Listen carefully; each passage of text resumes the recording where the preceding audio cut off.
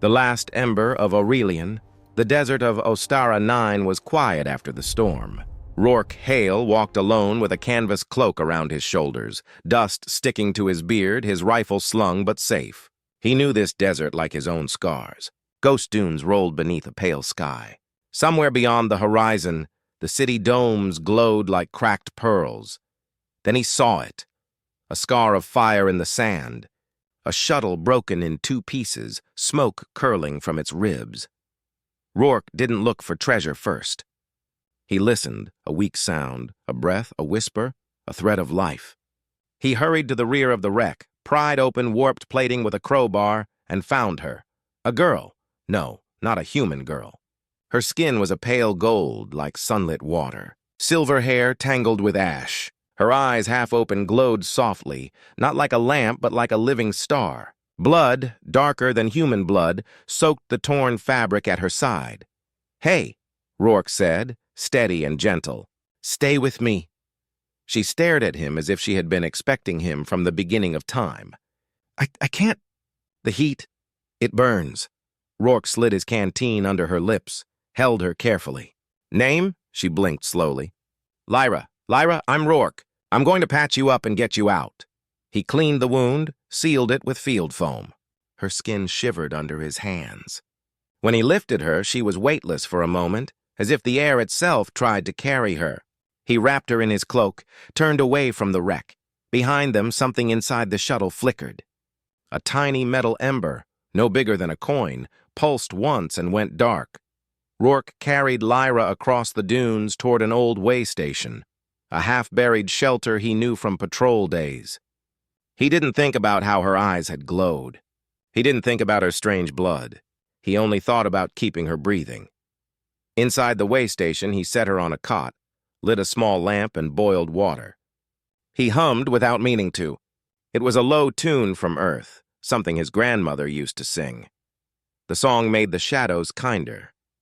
Lyra watched him, quiet, curious. "You are human." "Last I checked." "You could have left me." "I don't leave people." Her lips barely smiled. "Not everyone is people to everyone," Rourke shrugged. "You're people to me." Lyra closed her eyes, and for a heartbeat the room warmed, like sunlight through a window. Rourke ignored it. He was good at ignoring the impossible. He tightened the bandage, adjusted her pillow. "Sleep," he said. "I'll keep watch." "Why?" she asked. "Because I said I would." That night, Rourke sat by the door with his rifle across his knees, listening to the desert breathe, and he made a simple promise to a stranger. "I will keep you safe." He didn't say it out loud. He didn't need to. Before dawn, Rourke climbed the way station ladder to check the sky. The storm had scrubbed it clean. He raised his old scanner. A pattern blinked faintly, tracking beacons fanning out across the desert. Trouble. The Myrex hunters worked for whoever paid them. The warden controlled them through contracts and cold numbers. If they were fanning the desert, they were chasing something valuable. Rourke looked down at the small, sleeping figure on the cot. No questions. Just prepare. He packed ration bars, water, a med kit, a flare gun. He broke the lamp down to travel size. He slid a pulse knife into his boot. He'd done more with less. Lyra stirred as he came back in. "Is it morning?" "It is," he said. "We have to move. Are they coming for me?" "Probably." She studied his face. "And you will still help me?" "I gave my word." She seemed to weigh that and then nodded. "Then I trust you. Trust, a dangerous gift." Rourke tried not to feel it settle warm in his chest. They traveled into the narrow, hollow canyons where stones scraped the sky. Rourke led, Lyra followed carefully. She walked with a limp but a growing steadiness. Sometimes, when she touched the canyon wall, it looked like light moved under the rock for a second. At noon, they stopped in shade. Rourke handed Lyra water and a ration bar. She turned the bar in her fingers like it was a rare jewel and took a small bite. Her eyes softened. "I have not eaten human food before," she said. "Not many reasons to," Rourke said. "It's not famous." She smiled more fully this time. Something within the canyon answered with a faint chime. Rourke frowned. "You hear that?" he asked. Lyra tilted her head. Yes, she opened her palm. A small metal shard floated up from the dust between them, humming like a captured note. It glowed softly and landed in her hand as if coming home. Rourke blinked.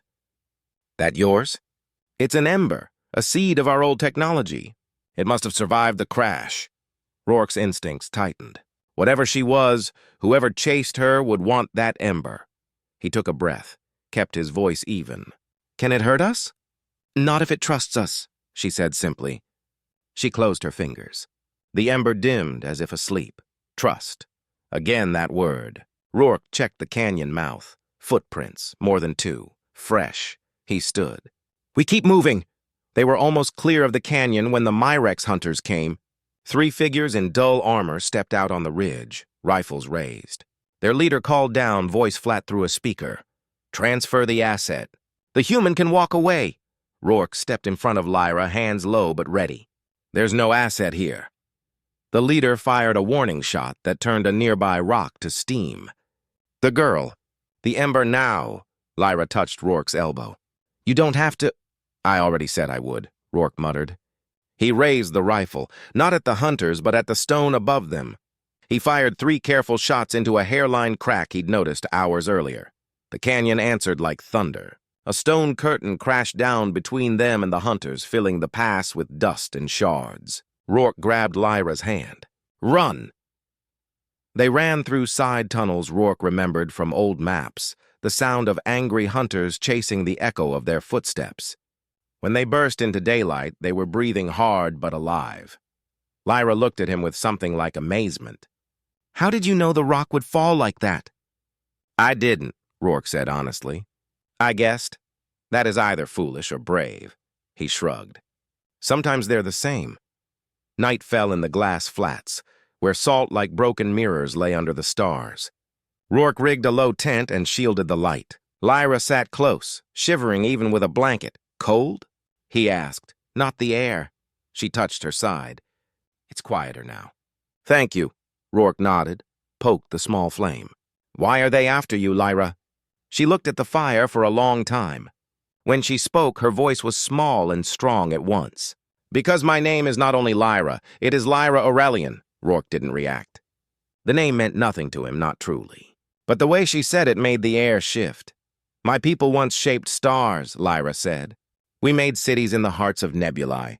But pride makes enemies. We slept when the dark tide came. We hid our last light in embers and whispered, one day. She opened her hand. The ember hovered, spinning slowly, casting soft light on her face. My mother carried this ember. She died protecting me. The warden wants the embers to end us forever. If it captures me, the line ends. The hymn ends.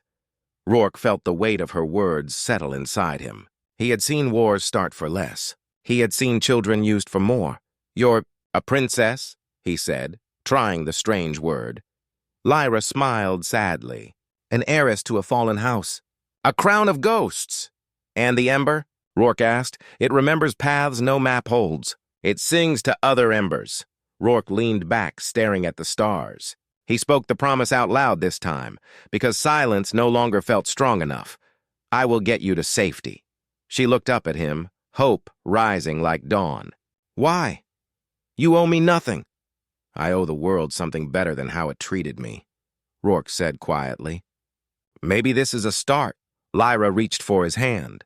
Warmth flowed up his arm, not heat but belonging, like a memory of home he didn't know he'd lost. Thank you, Rourke Hale, she whispered. I will remember. At sunrise, they approached Spireport, a city dome cracked but living. Rourke knew someone here. Sergeant Cade, once his squad mate, now a peacekeeper. Cade had a scar across his cheek like a slash of moonlight, and a laugh that never trusted itself. They met in a side alley behind the Copper Lark Cantina. Cade looked from Rourke to Lyra and back, eyebrows climbing. You always bring trouble when you visit, he said. Need passage out of the sector, Rourke replied. Quiet and fast. Cade studied Lyra's eyes, which she tried to dim. He wasn't fooled. You know what she is? I know enough, Rourke said. I know I gave my word. Cade rubbed his jaw. The warden posted a sweep. "Hunters everywhere. If I help, I burn my badge." "Then let it burn," Rourke said softly. "Help me because it's right." Cade held Rourke's gaze. Then he sighed. "There's a freighter, Lumen's Chance, leaving tonight from Dock 9. I can jam the gate for 30 seconds. 30's enough," Rourke said. Cade nodded and gripped Rourke's shoulder. "You saved my life at Kyber Ridge. I'll pay that debt." "You already did," Rourke replied. Cade looked at Lyra. "Be brave, little star." Lyra's smile was a small dawn. "I will." As they moved through the market toward Dock 9, screens across the dome flickered. A face appeared. No face, really, but a mask of light, a crystalline lattice that shifted with every word. "The warden, citizens," it said, voice as gentle as glass. "An unregistered entity travels with a human. This entity possesses property of high value. Surrender them both peacefully. Amnesty will be considered." Rourke felt the crowd tense. The warden was always listening. Lyra squeezed his hand. "I'm sorry," she whispered. "Not your fault," Rourke said. "Keep walking." They passed a stall of hollow-flowers. The vendor, an old woman with bright eyes, watched them closely and then turned her stall display outward, blocking sight lines for a few seconds. She said nothing. She didn't need to. Humans helped because humans remember promises, Rourke thought. HFY not for pride alone, but for the stubborn kindness that refuses to die. Dock 9 was a wide throat of metal and light. The Lumen's Chance sat at the far end, cargo maw open, engines cycling low. 2 Myrex hunters waited by the gate controls, bored but armed. Cade's voice buzzed in Rourke's earbud. "On your mark. 30 seconds." Rourke looked at Lyra. "Ready?" She nodded. The ember pulsed once in her palm. "Now," Cade said. The gate lights died. The hunters shouted, distracted. Rourke and Lyra sprinted. 10 seconds. One hunter turned, lifting a rifle. Rourke didn't shoot to kill. He shot the floor plate under the hunter's foot. The jolt threw the man sideways into his partner. 15 seconds. A third hunter appeared from the left. Lyra lifted her hand. The ember sang a single note, and the hunter's weapon froze, coated in a thin shell of light. He stared, startled, and Rourke barreled past, dragging Lyra. They hit the ramp. 25 seconds, Cade's voice. "Go!" They dove into the cargo bay as the gate lights surged on and alarms wailed. The ramp sealed. The ship's captain, a woman with iron-gray hair, tossed Rourke a tie-down. "Strap in, strangers," she barked. "You better be worth the heat." Rourke grinned despite himself. "We try." The Lumen's Chance rose like a lifted prayer and shot into the sky. In the dim light of the freighter's hold, Rourke finally exhaled. Lyra sat beside him, blanket around her shoulders, eyes closed. He could see the pulse in her throat. "Too fast." He placed 2 fingers to her wrist. She looked at him with calm surprise. "Checking if you're all right," he mumbled. "I am," she said, "because you are here." He looked away, pretending to check his gear, but his mouth couldn't hide the small smile. The captain came down the ladder, squatting in front of them. "I'm Captain Heiress. You made me some enemies today." "We'll pay," Rourke said.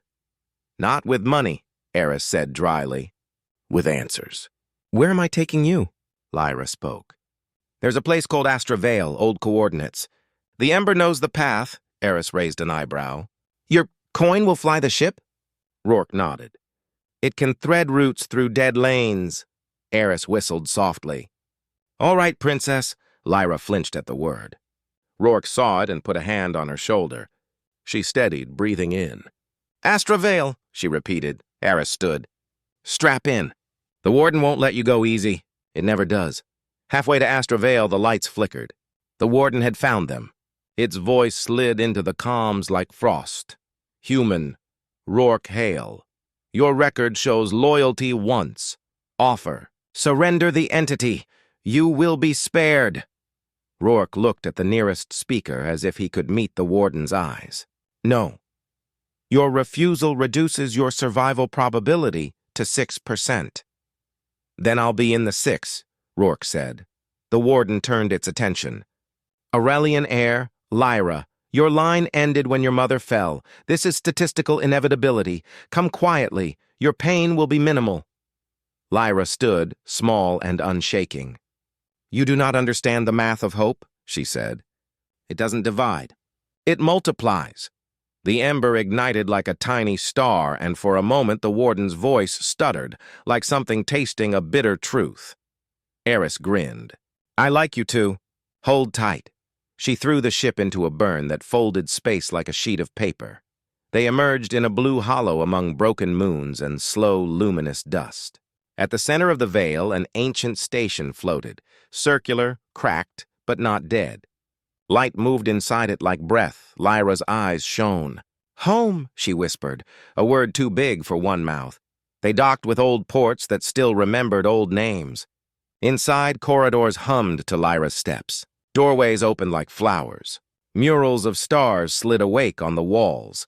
At the heart of Astra Vale stood the Aurelion Prism, a many-sided crystal tower, dormant for ages. Lyra approached with the ember in her palm. She looked at Rourke. He nodded once. She pressed the ember to the prism. Light rushed through the station like rivers finding their beds. The prism lit with 1,000 voices, layered and bright. The ember dissolved into the tower like a drop of rain into the sea. Lyra swayed.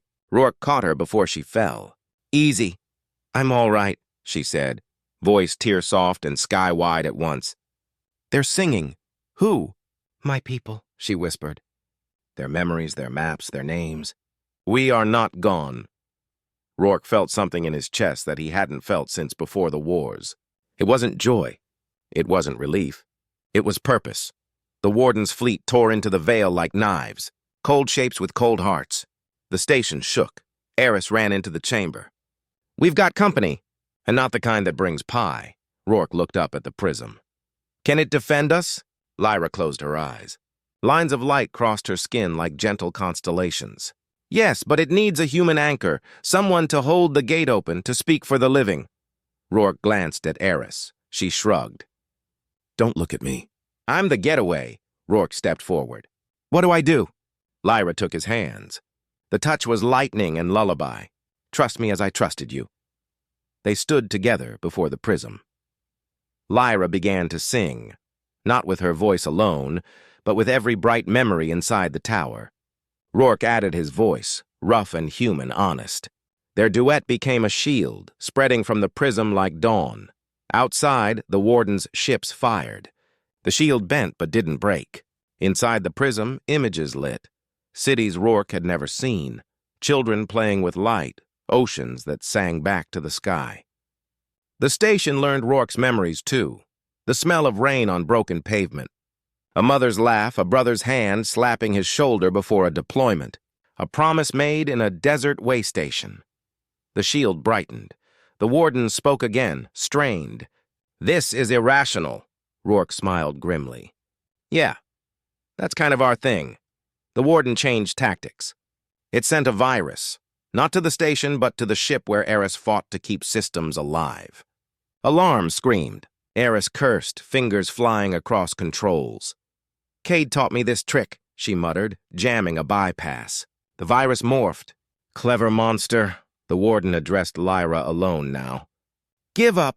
Your human will die. You will be alone again. Lyra looked at Rourke. Her eyes were oceans, full of stars and fear and courage. I can end this if I give myself up, she said. Rourke shook his head. No. If the warden captures me, it will stop. The others will live. And you won't, Rourke said.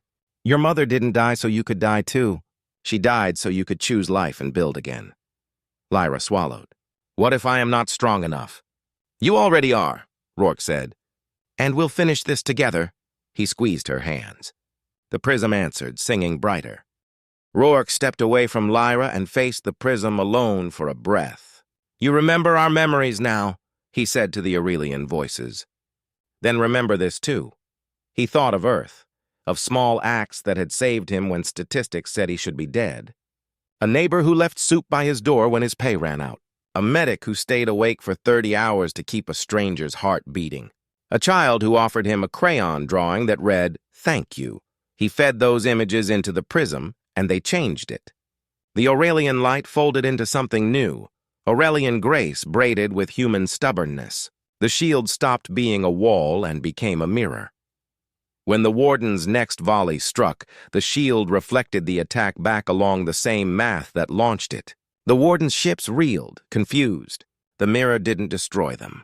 It held them in stillness, showing them themselves. On the screens, the captains of those ships saw what they had become, hands pressed flat to a cold calculus, faces hidden behind orders that felt like gravity. Some of them stood down. The warden roared, no longer velvet. Human error. Human contamination. Rourke grinned, breathless. You're welcome. A familiar voice cut through the noise. Rourke, you idiot hero. Cade. I traced your mess, Cade said. Brought friends. Peacekeepers, smugglers, a choir, a drunk poet. Don't ask. We're jamming the warden's long-range array. Rourke laughed, chest aching, eyes wet. You beautiful fool, Cade's voice softened. You saved me once. Consider this interest. Outside, small ships darted like bright fish around the stunned fleet, painting them with jammers and lures. The warden could still fight, but now it had to think, and thinking made it slow. Lyra Aurelion, the warden said, voice ragged. I calculate a non-zero chance of your survival even if I withdraw. Negotiate. Lyra lifted her chin. You will leave the outer systems and release your contracts on my people. You will return what you stole from the archives. Unacceptable. Then we are done, she said. Wait, the warden hissed. Propose a trade. Lyra glanced at Rourke. He nodded once, trusting her. You can have a copy of a song, Lyra said. Not the Ember, not the Prism, just a song, one that shows you how we survive. Why would I want a song? Because even you hunger, Lyra said softly. You want to understand what you have tried to end. The warden went very quiet. Then, accepted. Temporary armistice. The fleet pulled back to the edge of the veil. The pressure in the air eased. Rourke's knees almost gave out with relief. Heiress slumped against a bulkhead. Remind me never to play cards with you. Lyra smiled, tired and luminous. It was not cards. It was hope. A week later, measured by station lights cycling through morning and night, the people came. Not armies, families in patched ships, elders with careful hands, young ones with big eyes. They came to Astra Vale because the old rumor had woken. The Aurelion light is alive. Lyra stood before the prism in a simple dress of woven star thread. Rourke stood to her right, Cade to her left, heiress scowling fondly in the back. The hall filled with faces, human, alien, both, neither. Lyra did not put on a crown. She did not kneel or demand. She lifted her hands. My name is Lyra Aurelion, she said, voice clear. I am not your queen. I am your keeper. The light in this tower is not mine. It is ours, if we guard it with kindness, she turned to Rourke. This human kept me when I was broken. He asked for nothing and gave everything. If you honor me, honor him. Remember that our future will be built by hands like his. Rourke felt a heat in his cheeks he hadn't felt since he was a boy. He wanted to disappear. He didn't. He stood his ground because that, too, was a kind of honor. The people cheered, not like thunder but like rain, many small drops making something vast. Days blurred into work. Rourke learned to walk the station's living corridors. He learned how to hold the prism's light without burning his fingers. He taught the Aurelion engineers how to brace a door with scrap and a prayer. He taught the kids how to skip stones in 0G. Lyra spent hours listening to old voices, pulling names out of starlight, writing letters to distant safe harbors. She laughed sometimes for no reason, and then looked at Rourke as if to ask, Is this okay? He'd nod. It always was. At night, when the station dimmed and the stars pressed close, they sat on the observation deck together. They didn't talk about what they couldn't keep. They talked about the next convoy, the new school, the garden heiress wanted to grow in a cargo bay. Sometimes Lyra leaned her head on Rourke's shoulder. He didn't move, afraid to scare the moment away. His heart, which had been a quiet desert for so long, felt rain. The warden kept its distance. Sometimes Rourke felt it watching like weather. He didn't fear it the way he once did. He had seen it hesitate. He had seen it learn. One morning, Lyra found Rourke in the maintenance ring, fixing a stubborn valve. She held something in her hand, an ember, not the one from the desert, but a new one, bright and warm. "It grew," she said, wonder in her voice. "From the prism. It is meant to be carried." She placed it in his palm. It felt like a heartbeat, steady and patient. "I can't," he said, throat tight. You are Rourke Hale," she said, eyes bright. "You kept a promise that changed the sky. The ember knows who it belongs with." He closed his fingers around the light. It did not burn. It belonged. Lyra took a small breath. "Also, I would like to ask you something that doesn't fit in a ceremony." Rourke looked up, an old soldier, suddenly unsure. "All right, will you stay?" she asked. "Not as my guard. Not because you owe me. Stay because we can build something worth staying for." Rourke stared at the ember in his hand, then at the girl who had crossed a desert with him, who had stood in a storm and sung. "I will," he said. "I'll stay." She smiled, and the station seemed to smile with her. Outside the viewports, a new convoy arrived, ships carrying tools, books, seeds, and stories. The first children to step off ran down the corridor, wide-eyed, laughing. Somewhere, Cade argued with Heiress about the best way to brew tea and lost on purpose. The warden listened from far away and hummed a piece of the song it had bargained for without knowing. Why? Rourke stood with Lyra and watched the first dawn rise inside the station, lights brightening through the rings like sunrise across an artificial sea. He tightened, his grip on the ember and on the hand that had found. "Let's get to work," he said.